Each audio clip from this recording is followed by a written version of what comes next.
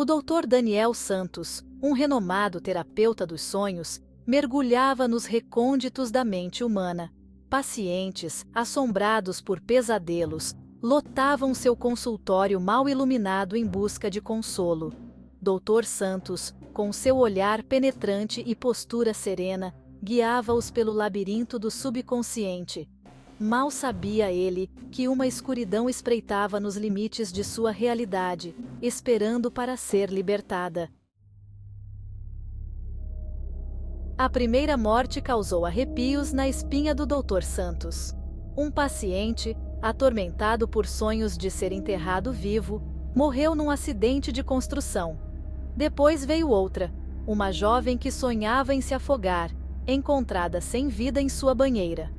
À medida que as mortes aumentavam, um padrão horrível emergia, cada uma espelhando os pesadelos que o Dr. Santos ajudava a desvendar. Medo e suspeita o dominaram, seu santuário de sonhos, transformado em uma casa de horrores.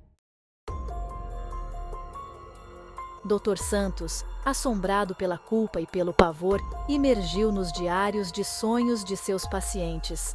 Ele procurava por um fio condutor, um elo entre os pesadelos e os destinos terríveis que se abatiam sobre eles.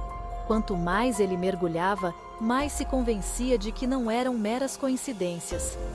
Uma força malévola estava em jogo, manipulando os sonhos, transformando-os em premonições mortais. Dr. Santos transformou seu escritório em uma galeria de pesadelos. Ele prendeu nas paredes trechos de diários de sonhos, relatórios policiais e recortes de jornais. Cada imagem, cada detalhe horripilante formava uma tapeçaria macabra de morte e desespero. Ele trabalhava incansavelmente, movido a café e medo, determinado a decifrar a conexão antes que outra vida fosse tomada. Seção 5. Um vislumbre na escuridão. Certa noite, em meio a um emaranhado de símbolos oníricos e mensagens enigmáticas, Dr. Santos se viu imerso em um mistério profundo. Dr. Santos encontrou um motivo recorrente que o deixou intrigado e inquieto. Um símbolo ancestral, uma espiral com um único olho em seu centro, aparecia repetidamente. Este símbolo não era apenas um desenho. Ele aparecia nos pesadelos de todas as vítimas, causando um terror indescritível. O símbolo, ele descobriu, representava uma divindade esquecida, uma entidade antiga e poderosa. Esta entidade se alimentava do medo e ceifava almas através dos sonhos, transformando o sono em um campo de batalha. A terrível verdade começou a se descortinar diante dele. Ele havia, sem querer, aberto uma porta para um reino de pesadelo, e agora, este estava se infiltrando na realidade, misturando-se com o mundo desperto. A linha entre o sonho e a realidade estava se tornando cada vez mais tênue, e Dr. Santos sabia que precisava agir rapidamente para fechar essa porta antes que fosse tarde demais. Seção 6. A Câmara Ritualística. Movido por uma mistura de terror e determinação, Dr. Santos rastreou as origens do símbolo até um asilo em ruínas nos arredores da cidade. A chuva caía pesadamente, cada gota ecoando como um presságio sombrio.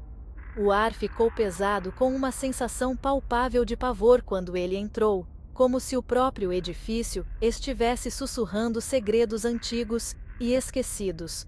O cheiro de decadência e desespero impregnado nas paredes úmidas. Cada passo que ele dava parecia ecoar a história trágica do lugar. Nas entranhas do asilo, ele encontrou uma câmara escondida, um lugar que parecia ter sido esquecido pelo tempo. Seu chão marcado com o mesmo símbolo espiralado que ele havia visto em seus pesadelos. A sala vibrava com uma energia invisível, causando-lhe arrepios na espinha. As sombras dançavam nas paredes, criando formas que pareciam quase vivas. Este, ele percebeu, era o epicentro, o coração pulsante de algo muito maior e mais sinistro do que ele poderia ter imaginado. O conduíte entre o reino dos sonhos e a realidade. Ele sentiu uma conexão profunda, como se estivesse à beira de desvendar um mistério antigo que poderia mudar tudo.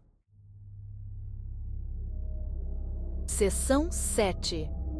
O abraço da entidade. Enquanto o Dr. Santos examinava a câmara, a espiral no chão começou a brilhar, pulsando com uma luz sinistra. Sombras dançavam ao seu redor, enquanto ele ouvia sussurros, fracos a princípio, depois ficando mais altos, girando em torno dele como um vórtice de terror. A entidade estava tentando se comunicar, para aprisioná-lo, para puxá-lo para seu reino de pesadelo.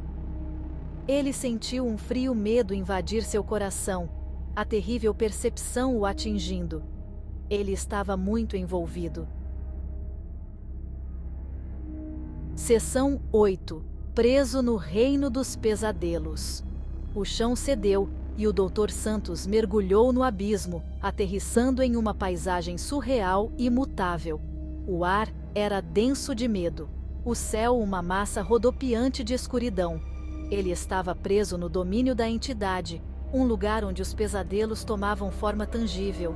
Ele viu seus pacientes, seus rostos contorcidos em gritos eternos, revivendo seus piores pesadelos em um ciclo interminável. A entidade, uma amálgama grotesca de medo e sombra, emergiu da escuridão, seu único olho queimando com intenção malévola. Seção 9. Uma aposta desesperada. O Dr. Santos sabia que para escapar deste reino de pesadelo, ele tinha que lutar, confrontar a entidade em seu próprio território. Ele mergulhou em seu próprio subconsciente, utilizando anos de estudo dos sonhos, aproveitando o poder de sua própria mente. Ele teceu uma tapeçaria de esperança e coragem, um farol de luz contra a escuridão iminente. Ele enfrentou a entidade, sua voz ecoando pelo reino dos pesadelos, desafiando seu domínio sobre seus pacientes e sobre si mesmo. Seção 10. O preço da liberdade. Em um mundo onde os sonhos e a realidade se entrelaçam, o verdadeiro custo da liberdade é revelado. A batalha se travou, um choque de vontades dentro da paisagem dos sonhos. Forças opostas colidiam, cada uma lutando pelo controle. O medo ameaçou consumir o Dr. Santos, sombras escuras se aproximavam, tentando sufocar sua coragem.